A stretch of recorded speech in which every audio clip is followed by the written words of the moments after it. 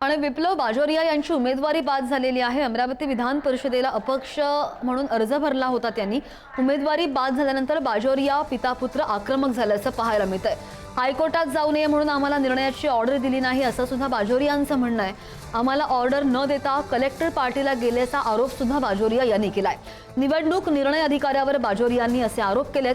बाजोरिया यांच्या शपथपत्रावर छाननी प्रक्रियेमध्ये आक्षेप घेण्यात आल्यानं त्यांचा उमेदवारी अर्ज रद्द केला होता। सर्व लोकांनी एकमत होऊन निवडणूक अधिकारीवर दबाव आणून माझा फॉर्म रिजेक्ट केलेला आहे। ते तुम्ही पाहिलाच आणि सकाळपासून आम्ही 8 वाजेपासून इथे बसतो आहे। आता ते 7 वाजेपर्यंत त्यांनी फॉर्म रिजेक्ट केला आणि आम्ही 2 तास अजून वाट बघत आहे की आम्हाला कॉपी तरी भेटली पाहिजे, कारण की आम्हाला हायकोर्टला जायचं आहे। तो पण ते कॉपी देत नाही आहे। तर हे अनफेअर टॅक्टिक्स इलेक्शन अधिकाऱ्यांनी इकडे केलेली आहे। त्याच्यावर माझा तीव्र निषेध आहे। तुझ्या कामात तू रिजेक्ट केला ना, तुझ्या मनाप्रमाणे गैरकायदेशीर केला आमचं म्हणणं आहे। तुला असं वाटत असेल काय कायदेशीर असेल तर आम्हाला त्याबद्दल बोलणं नाही। तू रिजेक्ट केला ना, आम्हाला कॉपी दे। तो कॉपी देत नाही।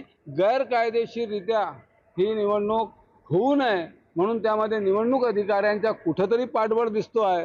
हा फॉर्म मी ओपनली सर्व पेपर्समध्ये सर्व मीडियामध्ये देणार आहे की माझी कुठे चूक आहे, तुम्ही दाखवा।